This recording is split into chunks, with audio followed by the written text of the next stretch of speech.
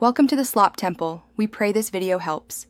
You'll start by preparing the machine and entering the UEFI menu. First, back up any critical files and note the BIOS version so you can revert if needed. Then shut down the Acer Predator and immediately hold F2 or Del while powering on to open UEFI. If Windows won't let you use F2, go to Settings Recovery Restart Now, choose UEFI Firmware Settings. Once you're in, make sure Secure Boot options become visible before proceeding to change them. Now locate the Secure Boot controls. They're typically under Security, Boot, or Authentication tabs. You may need to set a supervisor or administrator password first to unlock the Secure Boot setting. Do that if the option is grayed out.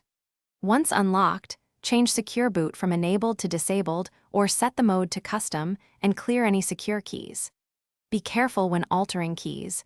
Removing keys disables platform verification, which is what allows unsigned OS loaders to boot.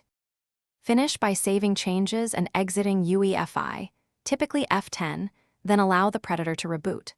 Once booted, verify Secure Boot is disabled using Windows System Information, msinfo 32, or by watching boot messages.